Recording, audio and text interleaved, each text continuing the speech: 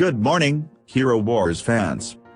In a recent video, I mentioned that I have a dream of training Kark, and today we'll continue that discussion. First of all, let me explain how Kark's skill activation works. As you may know, Faceless and Kai are the two heroes whose attack power is amplified when they are paired with Kark.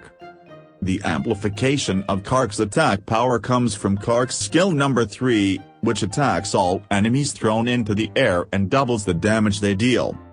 In other words, the source of Kark's overwhelming firepower is the fact that it attacks all enemies in the air.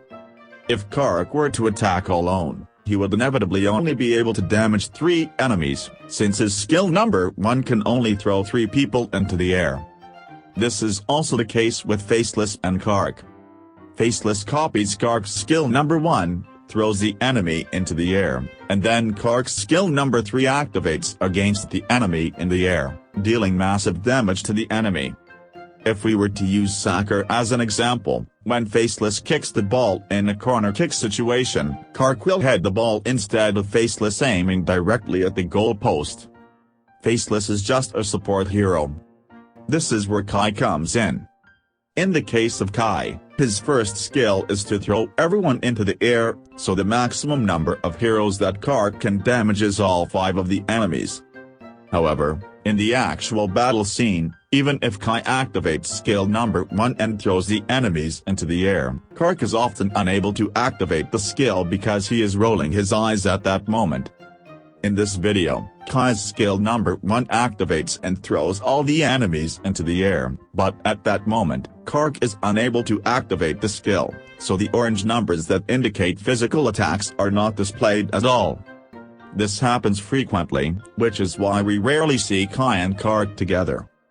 Ideally, an enemy thrown into the air like this should have orange physical damage displayed. In Kai's case, the slow energy accumulation rate is one of the reasons why he's avoided.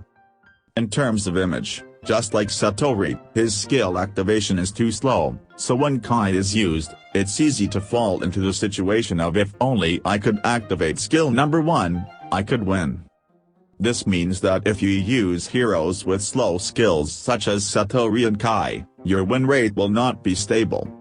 In other words, if your Kai team is on point, you can win fast, but most of the time, you will lose without being able to do anything. So, what's the point of using Kai? Yes, that's why I said it's a man's dream. In Guild Wars, where losing is unacceptable, no one likes to play with a team that can only expect to win 30% of the time. Huh? This video is all about bad-mouthing Kai, haha. The reputation of a hero is obvious when you see whether the top 50 players in the arena are using it or not. If a hero is popular with a lot of players, there's a good reason, and if you rarely see him in the arena, there's a clearer reason. This is why it may not be a good idea to train Kai, who has many concerns.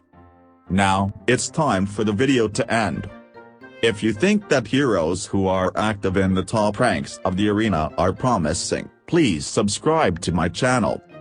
Thank you very much for watching the video until the last part. I'll see you in my next video.